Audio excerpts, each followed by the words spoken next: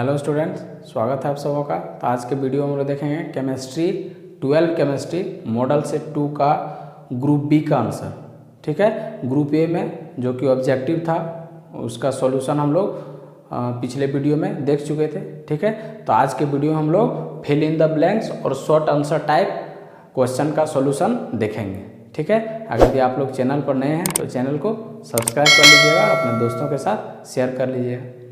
ठीक है, एक और इन्फॉर्मेशन आप लोगों के लिए, जो स्टूडेंट्स हजारीबाग में पढ़ना चाहते हैं, ठीक है, वो स्क्रीन पर दिए हुए नंबर और एड्रेस पर संपर्क कर सकते हैं। ठीक है, तो हम लोग वीडियो की शुरुआत करते हैं। ठीक है, ग्रुप बी में है fill in the blanks.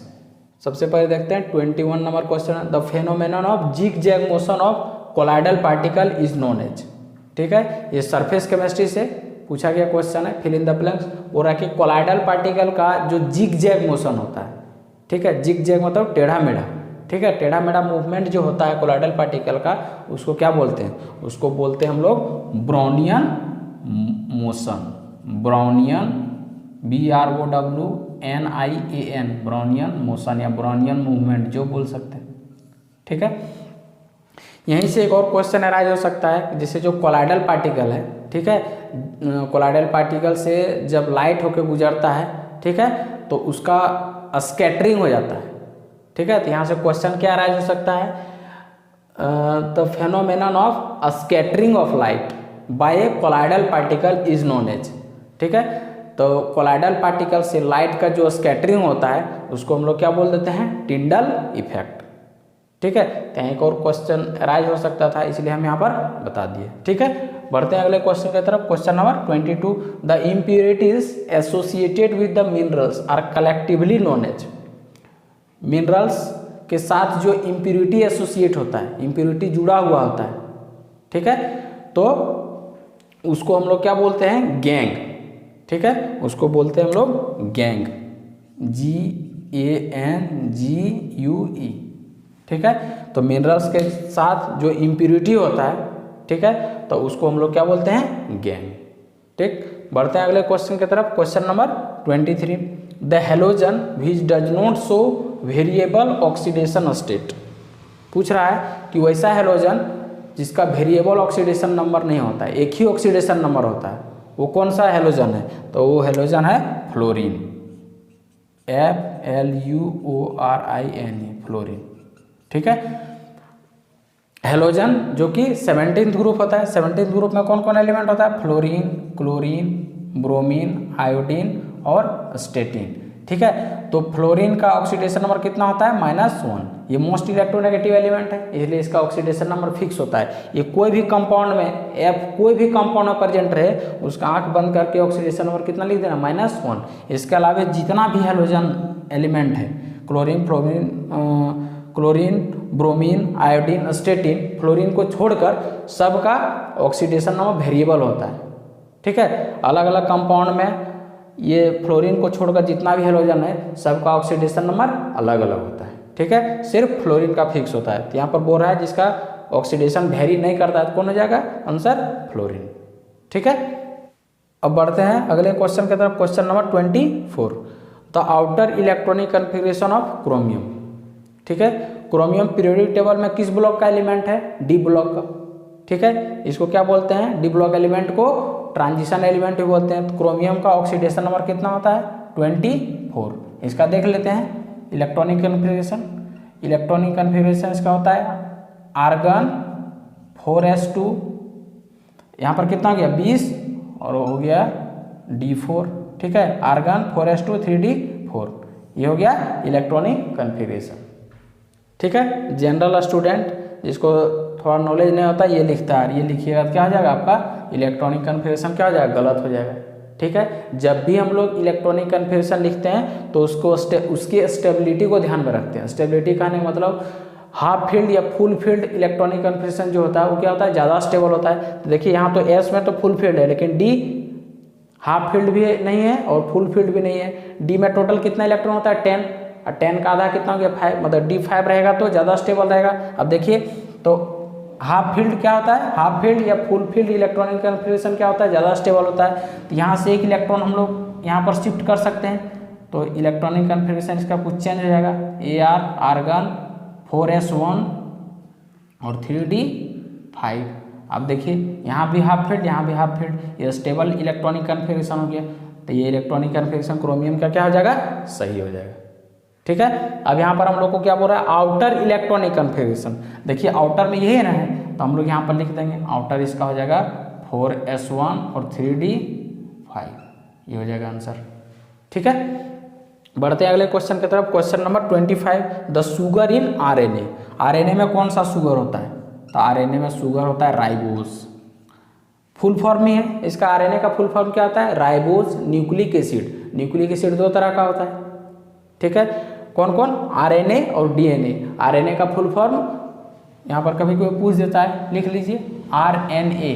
RNA का हो जाएगा ribose nucleic acid, nucleic acid. और DNA का हो जाएगा डीऑक्सी राइबोस न्यूक्लिक एसिड। ठीक है, तो जो शुगर होता है ये होता है, RNA में कौन सा शुगर हो गया, राइबोस। आइए पूछता है अगर DNA में कौन सा शुगर हो जाएगा, तो डीऑक्सी राइबोस। ठीक है, RNA में राइबोस शुगर हो जाएगा और DNA में डीऑक्सी राइबोस शुगर हो जाएगा। ठीक है, तो यहाँ DNA भी अगर पूछता है यहाँ पर शुगर, तो यहाँ होता है डीऑक्सी राइबोस। ठीक है, ये वाला। बढ़ते हैं अगले क्वेश्चन की तरफ।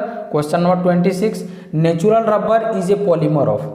नेचुरल रबर जो है वो किसका पॉलीमर है, मतलब इसका मोनोमर पूछ रहा है, तो इसका मोनोमर क्या हो जाएगा आपका, आइसोप्रीन। ठीक है, देख लीजिए, या इसका मोनोमर ये भी लिख सकते हैं, इसका स्ट्रक्चर देख लीजिए 1 2 3 4, यहाँ डबल बॉन्ड दे दिए। अब सब जगह हाइड्रोजन रहेगा ही, हाइड्रोजन हम यहाँ नहीं लिख रहे हैं, देखिए लिख देते हैं।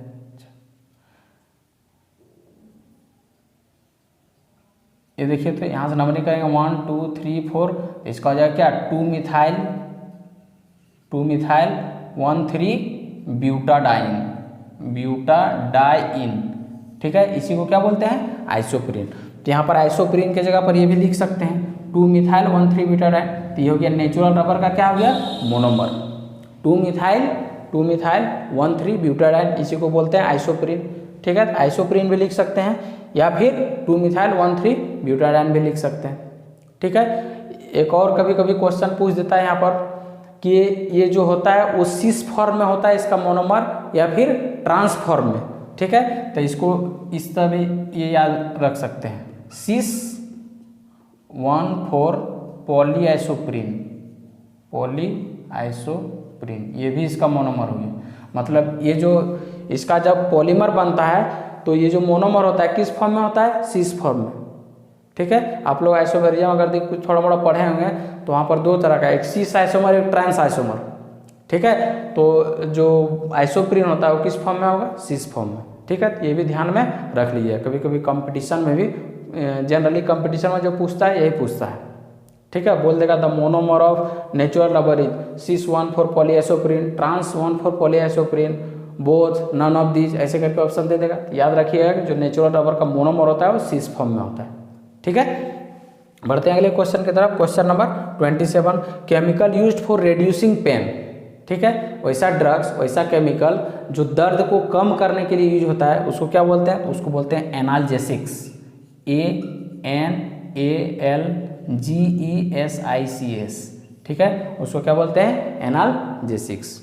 ठीक है, तो ये था group B fill in the blanks का आंसर। ठीक है, अब आगे हम लोग देखते हैं group C, short answer type question का आंसर। ठीक है, अब हम लोग देखते हैं ग्रुप सी। ग्रुप सी में very short answer type question. ठीक है, तो इसमें है क्वेश्चन नंबर 28। देखिए आप लोग सामने क्या है, न्यूमेरिकल है। तो ये न्यूमेरिकल जो है इलेक्ट्रोकेमिस्ट्री चैप्टर से। अब न्यूमेरिकल को हम लोग पढ़कर सॉल्व करते हैं। देखिए न्यूमेरिकल क्या पढ़ते हैं, the resistivity of a 0.2 m solution of electrolyte is 5 × 10⁻³ ohm centimetre, calculate its molar conductivity. ठीक है, इसमें कैलकुलेट क्या करना बोल रहा है, मोलर कंडक्टिविटी। तो सबसे पहले देख लेते हैं कि गिवन क्या है। ठीक है, गिवन क्या है, देखिए मोलारिटी दिया हुआ है। क्या दिया हुआ है, मोलारिटी कितना है, 0.2 m। रेजिस्टिविटी दिया हुआ है, रेजिस्टिविटी को हम लोग किससे डिनोट करते हैं, रो से। तो कितना है, 5 × 10⁻³ ओम सेंटीमीटर। ठीक, अब हम लोग को निकालना है मोलर कंडक्टिविटी। तो हम लोग जानते हैं मोलर कंडक्टिविटी का formula lambda m is equal to k into 1000 divided by m. ठीक, ये फार्मूला हम लोग यूज करेंगे कब, जब के का यूनिट किस में दिया हुआ है, ओम सेंटीमीटर। ठीक है, तो अब देखिए यहाँ हम लोग को क्या जरूरी है, मोलर कंडक्टिविटी निकालना है। कंडक्टिविटी जरूरत है और मोलरिटी जरूरत है, लेकिन हम लोग को कंडक्टिविटी नहीं देके क्या दिया है, रेजिस्टिविटी दिया है। तो हम लोग जानते हैं कंडक्टिविटी इज इक्वल टू क्या आता है, 1 बाय रेजिस्टिविटी। तो यहाँ से देखिए 1 बाय रेजिस्टिविटी कितना है, 5 इंटू 10⁻³ यहाँ पर लिख लेते हैं ओम सेंटीमीटर। इसको आगे सॉल्व कर दिए, देखिए इसको ऊपर ले जाएंगे तो कितना हो जाएगा, 1000 हो जाएगा और डिवाइडेड बाय 5 हो जाएगा। तो इसको कट करेंगे तो कितना हो जाएगा, 200। तो यहाँ पर आ गया कितना, के जो आ गया वो कितना आ गया, 200। ये ओम सेंटीमीटर को ऊपर ले जाएंगे तो क्या आ जाएगा, पर ओम पर सेंटीमीटर, या इसको इस तरह भी लिख सकते हैं। पर ओम को हम लोग बताए, पर ओम को हम बताए भी थे कितना लिख सकते हैं, साइमेन। ठीक है, तो यहाँ से हम लोग ये भी लिख सकते हैं साइमेन एस पर सेंटीमीटर। ठीक है, तो के इतना आ गया। अब यहाँ फार्मूला में रख दीजिए, देखिए 200, ठीक है, यहाँ रख दिए साइमेन पर centimetre into 1000 divided bye molarity कितना ले लेंगे, 0.2। अब मोलारिटी हम लोग यहाँ पर ले लेंगे मोल और यहाँ पर हो जाएगा सेंटीमीटर क्यूब। ठीक है, यहाँ पर जब साइमन सेंटीमीटर में लिए पर सेंटीमीटर में, तो मोलारिटी वैल्यू ले लेंगे मोल पर सेंटीमीटर क्यूब। ठीक, अब बढ़ते हैं आगे, देखिए इसको सॉल्व करते हैं। यहाँ पर एक और 0 हो जाएगा, इसको हटाए तो यहाँ कट करेंगे, 100 आ गया। अब देखिए तो कितना आ गया, 10⁻6, 2 और 4 6। अब यहाँ पर देखिए यूनिट निकल जाएगा, इस मोल ऊपर करेंगे तो क्या आ जाएगा, मोल इन्वर्स। अब सेंटीमीटर क्यूब है, यहाँ -1 है तो घटेगा तो कितना हो जाएगा, स्क्वायर और साइमन हो जाएगा। तो ये हो गया मोलर कंडक्टिविटी का आंसर। तो लैम्डा एम इक्वल टू हो जाएगा 10⁻6। इसको सजा कर लिख देते हैं साइमन सेंटीमीटर स्क्वायर पर मोल। ये हो गया आपका आंसर। ठीक है, इसको इस तरह भी से लिख सकते हैं 10⁻6। साइमन को क्या लिख सकते हैं, पर ओम सेंटीमीटर स्क्वायर पर मोल। ठीक, तो इस तरह से अगर न्यूमेरिकल आएगा मोलर कंडक्टिविटी से तो इस तरह सॉल्व करना है। ठीक है, बढ़ते हैं अगले क्वेश्चन की तरफ। क्वेश्चन नंबर 29 अब है क्वेश्चन नंबर 29। ठीक है, 29 में क्या है, what is roasting of ore, give 1 example. ये चैप्टर जो है principle and process of extraction of metal से। ठीक है, एक्सट्रैक्शन ऑफ मेटल से इसमें क्या पूछ रहा है, रोस्टिंग ऑफ ओर क्या होता है, एक एग्जाम्पल के हेल्प से समझाइए।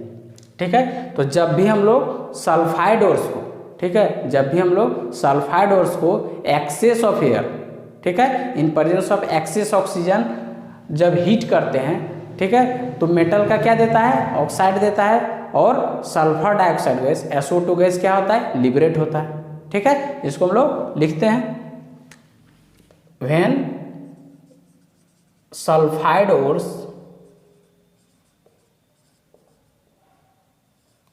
is heated in presence of excess of oxygen, excess of air, ठीक है, then it is called क्या, रोस्टिंग। ठीक है, तो इसमें क्या होता है, SO2 गैस लिबरेट होता है। यहाँ लिख दीजिए, इन दिस प्रोसेस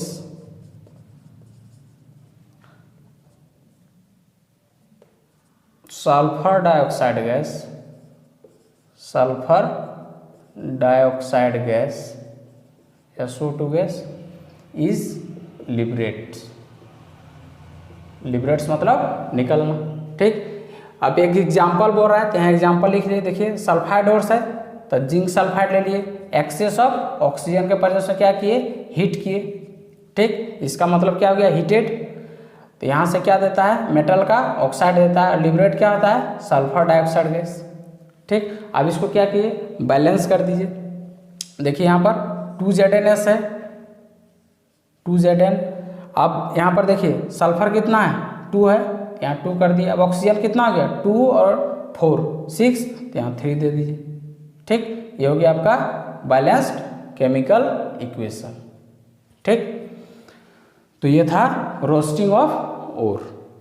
ठीक, बढ़ते हैं अगले क्वेश्चन की तरफ, क्वेश्चन नंबर 30।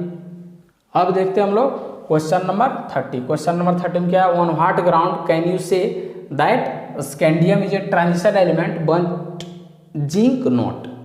ठीक है, क्वेश्चन पूछ रहा है कि किस ग्राउंड के बेसिस पे बोल सकते हैं कि स्कैंडियम जो है, जिसका एटॉमिक नंबर कितना होता है 21 होता है, ये ट्रांजिशन एलिमेंट है लेकिन जिंक नहीं है। ठीक है, तो देखिए ट्रांजिशन एलिमेंट उसी एलिमेंट को बोलेंगे जिसमें इनकम्प्लीटली फिल्ड डी ऑर्बिटल होता है, मतलब डी में 1 से लेके 9 इलेक्ट्रॉन तक हो सकता है। देखिए डी में जनरली हम लोग को पता है कि जब फुल फील्ड होता है तो टोटल कितना इलेक्ट्रॉन होता है, 10। जब डी में 10 इलेक्ट्रॉन होता है तो ये पूरा का पूरा भर जाता है। ठीक है, तो जब डी में पूरा का पूरा भर जाएगा जिस एलिमेंट में, वो ट्रांजिशन एलिमेंट नहीं होगा, क्योंकि ट्रांजिशन एलिमेंट उसी को बोलते हैं जिसमें इनकम्प्लीटली फिल्ड डी ऑर्बिटल हो, मतलब 1 से लेके 9 इलेक्ट्रॉन तक हो सकता है, उसी को बोलेंगे ट्रांजिशन एलिमेंट। जहाँ डी पूरा का पूरा भर जाएगा उसको ट्रांजिशन एलिमेंट नहीं बोलेंगे। ठीक है, तो यहाँ पर देखिए अब दोनों का हम लोग इलेक्ट्रॉनिक कन्फिगरेशन लिखते हैं। ठीक है, तो सबसे पहले हम लोग यहाँ देखिए 30 का आंसर लिख रहे हैं। तो सबसे पहले स्कैंडियम 21 का इलेक्ट्रॉनिक कन्फिगरेशन हम लोग लिखते हैं। तो देखिए यहाँ पर आर्गन यहाँ पर 3p6 तक भर गया, उसका 4s2, यहाँ 18 और 2 20 हो गया, उसके बाद किसमें चल जाएगा 3d1। ठीक, ये हो गया। अब देखते हैं जिंक का एटॉमिक नंबर कितना है, 30 है। तो देखिए आर्गन 4s2 और 3d10, ये हो गया जिंक का इलेक्ट्रॉनिक कन्फिगरेशन। अब देखिए स्कैंडियम में यहाँ डी में कितना इलेक्ट्रॉन है, 1 इलेक्ट्रॉन, और जिंक में डी में 10 इलेक्ट्रॉन। तो यहाँ क्या है, फुल फील्ड है, लेकिन यहाँ पर इनकम्प्लीटली फील्ड है। बोले थे कि अगर यदि डी में 1 से लेके 9 इलेक्ट्रॉन तक होगा भरा हुआ तो उसको बोलेंगे इनकम्प्लीटली फील्ड डी ऑर्बिटल। ठीक है, जिस एलिमेंट के कॉन्फ़िगरेशन में, इलेक्ट्रॉनिक कॉन्फ़िगरेशन में इनकम्प्लीटली फील्ड इलेक्ट्रॉन होता है उसको क्या बोलते हैं, ट्रांजिशन एलिमेंट। तो देखिए यहाँ D1 है, मतलब क्या बोले थे कि 1 से लेके 9 तक इलेक्ट्रॉन हो सकता है, उसी को बोलेंगे इनकम्प्लीटली फील्ड डी ऑर्बिटल। तो यहाँ 1 है, मतलब ये इनकम्प्लीटली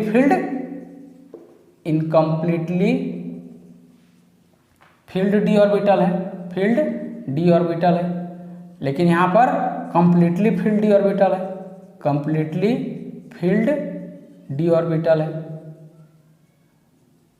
ठीक है, तो यहाँ कंप्लीटली फील्ड है, इसलिए ट्रांजिशन एलिमेंट ये नहीं होगा और ये होगा।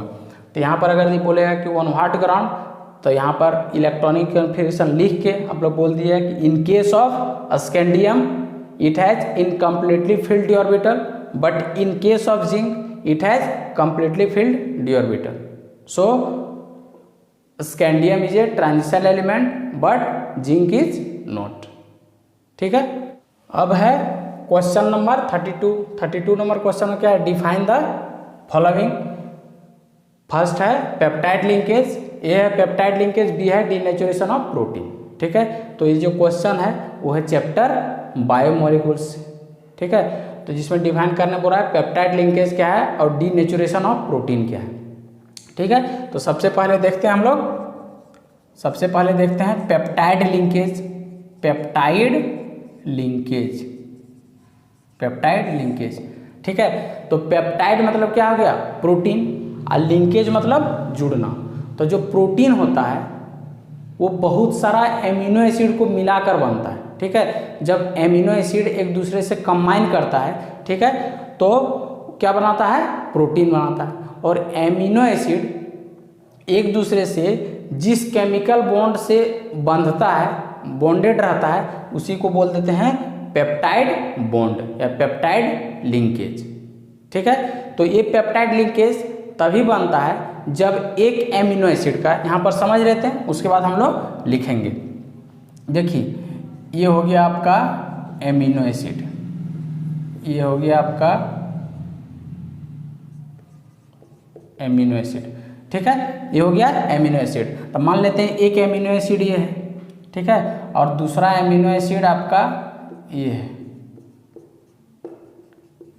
दूसरा एमिनो एसिड ये है। कोई भी एमिनो एसिड का जब हम लोग जनरल एमिनो एसिड का स्ट्रक्चर बताते हैं तो एक कार्बन के साथ हाइड्रोजन रहता है, एक NH2 group, amine group, carboxylic group और AR वेरिएबल अल्काइल ग्रुप। यहाँ RH भी हो सकता है जब हो जाएगा ग्लाइसिन, आपका CH3 भी हो सकता है, मिथाइल ग्रुप जो हो जाता है एलानिन में, ठीक है। तो R ये चेंज करते, जब R चेंज करता है, ठीक है, अल्काइल ग्रुप जब चेंज करता है तो एमिनो एसिड का नाम भी चेंज करते जाता है, ठीक है। तो हम यहाँ पर जनरल स्ट्रक्चर ले लिए हैं, एक एमिनो एसिड ये है, एक एमिनो एसिड ये है, ठीक है। तो जब इसका एमीन ग्रुप, एक एमिनो एसिड का है एमीन ग्रुप और दूसरे एमिनो एसिड का कार्बोक्सिल ग्रुप, ठीक है, जब एक दूसरे से कंबाइन करता है तो यहाँ पर क्या निकलेगा, वाटर निकलेगा। देखिए यहाँ पर इसको इस तरह से बना देते हैं, एक H इधर कर देते हैं, एक H इधर कर देते हैं। देखिए यहाँ से वाटर निकलेगा ना, इसका वो H और इसका H,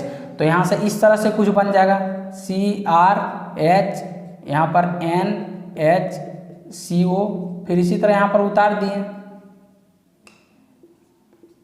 यहाँ पर।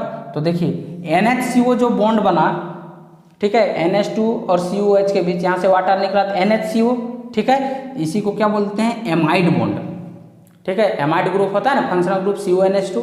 तो एमाइड बॉन्ड जो होता है दो एमिनो एसिड के बीच, इसी को हम लोग क्या बोल देते हैं, पेप्टाइड बॉन्ड, ठीक है। अब इसी को हम लोग डिफाइन कर सकते हैं, पेप्टाइड बॉन्ड को डिफाइन कर सकते हैं। कैसे डिफाइन कर सकते हैं कि when amine group of one amino acid, ठीक है, and carboxylic group of other amino acid combines with each other, ठीक है, with the evolution of water molecules, then that bond is called क्या, पेप्टाइड बॉन्ड, ठीक है। तो हम लोग लैंग्वेज, कोई भी तरह का लैंग्वेज यूज कर सकते हैं, इसको इस तरह भी लिख सकते हैं, it is an amide bond which is formed between two amino acid with the evolution of water molecules, ठीक है। तो उसी को हम लोग क्या बोल देते हैं, पेप्टाइड बॉन्ड। तो लिख लेते हैं इसको हम लोग, it is an amide bond formed when NH2 group of one amino acid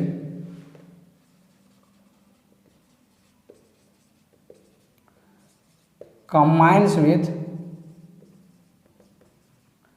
COOH group of other amino acid,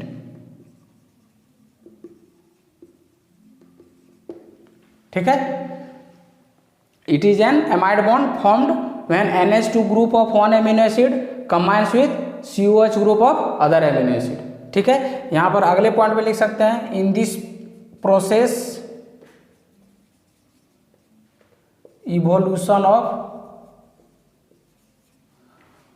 one water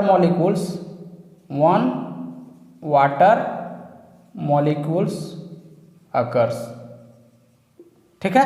तो इसको हम लोग एग्जाम्पल से भी यहाँ पर समझा सकते हैं। जैसे देखिए C यहाँ पर कर दीजिए NH2, यहाँ पर कर दीजिए COOH, यहाँ पर हो जाएगा आपका एक अल्काइल ग्रुप, यहाँ पर हो गया आपका H। चाहे इसको अगर दी R के जगह H ले लेंगे, ये हो गया ग्लाइसिन, ठीक है।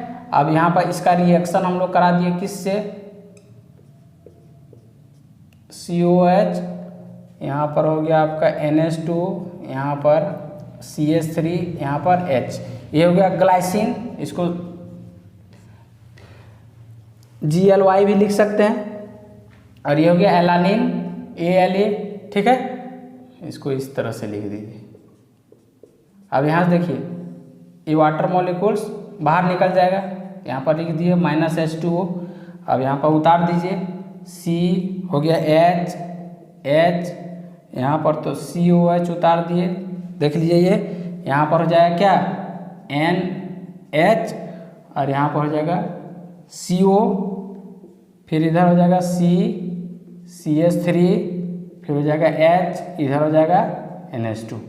ठीक है, तो यहाँ पर लिख दीजिए, नीचे लिख दीजिएगा पेप्टाइड लिंकेज। ठीक, तो ये हो गया आपका, यहाँ पर नाम भी लिख दिया ग्लाइएला। ठीक है, ग्लाइसिन GLY, इसको इस तरह से लिखते हैं, एलानिन को ALA, यहाँ पर -H2O बाहर निकला, ग्लाइएला GLY ALA। ठीक है, तो ये हो गया, इसी को बोलते हैं डाइपेप्टाइड। कभी कभी यहाँ से ऑब्जेक्टिव क्वेश्चन में पूछ देता है कि डाइपेप्टाइड में नंबर ऑफ पेप्टाइड बॉन्ड कितना होगा। तो यहाँ पर देख लिए क्या कि 2 एमिनो एसिड जब मिलेगा, अब मिल के जो कंपाउंड बनाएगा उसी को बोल देंगे डाइपेप्टाइड। ठीक है, अब ट्राइपेप्टाइड रहेगा तो 3 एमिनो एसिड मिलेगा।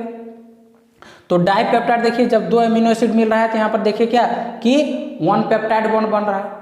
ट्राइपेप्टाइड रहेगा तो 3 एमिनो एसिड होगा, अब 1 एमिनो एसिड यहाँ आएगा तो नंबर ऑफ पेप्टाइड बॉन्ड कितना हो जाएगा 2। ठीक है, तो पेप्टाइड बॉन्ड निकालने के लिए यहाँ पर एक फॉर्मूला लिख लीजिए, peptide bond is equal to N-1। तो N हो गया यहाँ पर नंबर ऑफ एमिनो एसिड। जैसे पेंटापेप्टाइड में पूछ दिया कि पेंटापेप्टाइड में नंबर ऑफ पेप्टाइड बॉन्ड या नंबर ऑफ पेप्टाइड लिंकेज कितना होगा, पेंटापेप्टाइड तब 5 एमिनो एसिड मतलब, तो यहाँ पर N इक्वल टू 5, 5 - 1 4। ठीक है, तो जितना पेप्टाइड पूछेगा उससे एक कम पेप्टाइड लिंकेज होता है। ठीक है, तो यहाँ से ऐसा क्वेश्चन पूछता है, इसलिए बता दिया, तो इसको ध्यान में रखिएगा। ठीक है, तो ये था पेप्टाइड लिंकेज, तो इसको आप लोग नोट डाउन कर लीजिएगा। अब यहाँ पर हम लोग देखते हैं क्या, बी में है डीनेचुरेशन ऑफ प्रोटीन। ठीक है, ये भी बायोमोलिक्यूल से ही क्वेश्चन है, तो इसको मिटा देते हैं। अब है बी में डीनेचुरेशन ऑफ प्रोटीन। ठीक है, तो प्रोटीन जो होता है उसका स्ट्रक्चर क्या होता है, 3 डायमेंशनल होता है।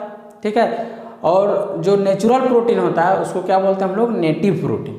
ठीक है, तो जब प्रोटीन्स को हम लोग फिजिकल चेंज करते हैं, ठीक है, जैसे इसको इस पर टेम्परेचर देते हैं, हीट करते हैं इसको, ठीक है, या फिर केमिकल चेंज करते हैं, इसका pH चेंज करते हैं, तो इसमें जो हाइड्रोजन बॉन्ड होता है प्रोटीन में वो क्या होता है, डिस्टर्ब हो जाता है। ठीक है, जिससे इसका जो नेचुरल एक्टिविटी होता है, बायोलॉजिकल एक्टिविटी होता है, वो क्या होता है, लॉस हो जाता है, खत्म हो जाता है। उसी को क्या बोलते हैं, डीनेचुरेशन ऑफ प्रोटीन। ठीक, जैसे हो गया हम लोग इसका एग्जांपल देख सकते हैं, एग को जब बॉयल करते हैं, ठीक है, तो उसके अंदर का जो व्हाइट पार्ट होता है जिसको यॉक बोलते हैं, क्या होता है, वो जम जाता है। ठीक है, तो वो भी एग्जांपल हो गया क्या, डीनेचुरेशन ऑफ प्रोटीन का। घर में हम लोग जैसे दूध से दही बनाते हैं, ठीक है, तो दूध से जब दही बनता है तो उसमें क्या होता है, लैक्टोबैसिलस बैक्टीरिया होता है। ठीक है, जो दूध को दही में कन्वर्ट करता है, तो वो भी एग्जाम्पल हो गया क्या, डीनेचुरेशन ऑफ प्रोटीन का। तो लिख लेते हैं इसको हम लोग बी में, denaturation of protein.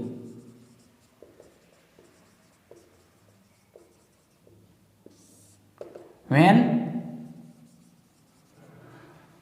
natural protein is undergoes physical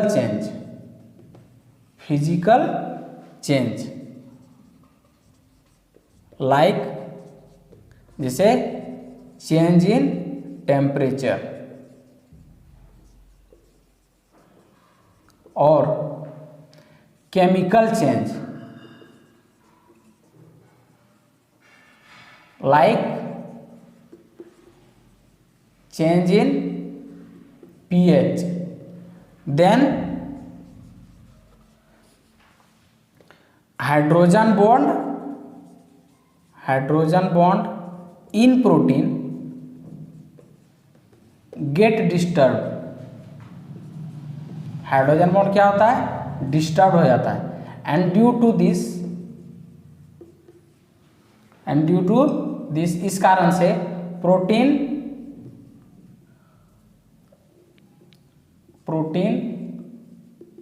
losses it's biological activity. अपना जो बायोलॉजिकल एक्टिविटी होता है ठीक है। नेचुरल स्टेट में वो क्या करता है, लॉस कर देता है, खत्म हो जाता है उसका biological activity, which is called क्या, which is called denaturation of protein, denaturation of protein. Example क्या हो गया, curdling of milk, curdling of milk. दूसरा एग्जाम्पल क्या हो गया, coagulation of egg white, egg white on boiling, ठीक है। तो एग वाइट का जो कोगुलेशन होता है, जम जाता है वाइट पार्ट एग का, उसको बॉयल करने पे, और दूध से दही बनना, ये दोनों किसका एग्जाम्पल है, डीनेचुरेशन ऑफ प्रोटीन का, ठीक है। अब अगला क्वेश्चन हम लोग देखते हैं 33, define homopolymer and copolymer, give one example of each. तो ये क्वेश्चन का आंसर हम लोग जो सेट 1 था, केमिस्ट्री का सेट 1 निकला था, उसमें भी ये क्वेश्चन था, वहाँ पर हम इसका डिटेल नोट्स भी लिखे थे, तो वहाँ पर आप लोग देख सकते हैं जाके। तो वैसे होमोपॉलीमर हम लोग यहाँ पर थोड़ा बता देते हैं बिना लिखे, कि पॉलीमर जो होता है वो दो तरह का होता है, एडिशन पॉलीमर और कंडेंसेशन पॉलीमर। एडिशन पॉलीमर में क्या था, दो मोनोमर ऐड होता था, ठीक है। कंडेंसेशन में ऐड होने के बाद कोई वाटर मॉलिक्यूल जैसे अमोनिया, ऐसा छोटे छोटा मॉलिक्यूल्स क्या होता है, बाहर निकलता था। अब एडिशन पॉलीमर जिस प्रोसेस से बनता था उसको बोलते थे एडिशन पॉलीमराइजेशन, ठीक है। और एडिशन पॉलीमर दो तरह का होता था, होमोपॉलीमर और कोपॉलीमर। होमो मतलब बताए थे, होमो मतलब सेम, जब दो मोनोमर सेम टाइप का एक दूसरे से कंबाइन करता था उसको बोल देते थे होमोपॉलीमर। जैसे एग्जांपल पॉलीइथीन, पॉलीइथीन इसमें large number of ethene molecule combine करता है, तो पॉलीइथीन किसका एग्जांपल हो गया, होमोपॉलीमर का। और दूसरा है कोपॉलीमर, कोपॉलीमर मतलब इस तरह के पॉलीमर में दो डिफरेंट टाइप ऑफ मोनोमर क्या करता है, एक दूसरे से कंबाइन करता है। जैसे एग्जांपल हो गया ब्यूनाएस, ब्यूनाइन, ठीक है। ब्यूनाइन में क्या होता था, 1,3-ब्यूटाडाइन और नाइट्राइल, एक्राइलोनाइट्राइल एक दूसरे से कंबाइन करता था, ठीक है। और इसी तरह दूसरा एग्जांपल था ब्यूनाएस, ब्यूनाएस BU से बोले थे ब्यूटाडाइन, 1,3-ब्यूटाडाइन और अस्टाइरिन एक दूसरे से कंबाइन करता था। तो ये हो गया होमोपॉलीमर और कोपॉलीमर। होमोपॉलीमर का एग्जांपल हो गया पॉलीथीन, कोपॉलीमर में ब्यूनाएस, ब्यूनाइन, ठीक है। अगर जो आप लोग को नोट्स चाहिए तो जो इसका सेट 1 था वहाँ पर जाकर देख सकते हैं, ठीक है। अगला क्वेश्चन देखते हैं 34 number question, what are antibiotics, give one example. Antibiotics क्या होता है, ठीक है। तो एंटीबायोटिक्स, एंटी मतलब क्या हो गया, विरुद्ध, और बायोटिक्स मतलब लाइफ। एंटी मतलब अगेंस्ट, इंग्लिश में बोल सकते हैं, बायोटिक्स मतलब लाइफ, जो लाइफ के अगेंस्ट हो, ठीक है। तो एक्चुअली जो एंटीबायोटिक्स होता है वो एक तरह का केमिकल सब्सटेंस होता है या ड्रग्स होता है, ठीक है, जो बैक्टीरियल इन्फेक्शन को, चाहे तो एनिमल्स हो या फिर प्लांट्स हो, ठीक है, उसमें जो बैक्टीरियल इन्फेक्शन होता है उसको ख़त्म करने के लिए होता है, या बैक्टीरिया को किल करने के लिए जो हम लोग ड्रग्स यूज करते हैं, जो केमिकल सब्सटेंस यूज करते हैं, उसी को क्या बोलते हैं, एंटीबायोटिक्स। जैसे एग्जांपल हो गया आपका टेट्रासाइक्लिन हो गया, क्लोरामफेनिकल हो गया, ठीक है। ये सब क्या हो गया, कुछ कॉमन एग्जांपल हो गया एंटीबायोटिक्स का, ठीक है। आजकल हम लोग छोटा छोटा बीमारी में भी एंटीबायोटिक्स, जनरली हर एक ड्रग्स के साथ एंटीबायोटिक्स देते हैं, ठीक है, ताकि जो बैक्टीरियल इन्फेक्शन हो शरीर में उसको ख़त्म कर दे, ठीक है। तो इसको हम लोग लिख लेते हैं, डीनेचुरेशन ऑफ प्रोटीन आप लोग सामने लिखा हुआ है, ये नोट डाउन कर लिया, मिटा देते हैं इसको। तो एंटीबायोटिक्स हम लोग लिख लेते हैं एंटीबायोटिक्स, तो यहाँ पर लिख सकते हैं क्या कि medicines, medicines which is used to kill और इनहिबिट, किल मतलब मारना, इनहिबिट मतलब रोकना, which is used to kill और inhibit the bacteria in human beings और इन प्लांट, ठीक है। तो वैसा मेडिसिन्स जो यूज किया था किल करने में या इनहिबिट करने में बैक्टीरिया इन ह्यूमन बींग्स और इन प्लांट, ठीक है। इसका एग्जाम्पल हो जाएगा टेट्रासाइक्लिन, क्लोरामफेनिकॉल, ठीक है, तो कॉमन कुछ एंटीबायोटिक्स हुआ। ठीक, तो आज के वीडियो में बस इतना ही। इसका रेस्ट पार्ट जो है लॉन्ग आंसर टाइप और भी जो क्वेश्चन बचा हुआ है उसको अगले वीडियो में देखेंगे। ठीक है, धन्यवाद।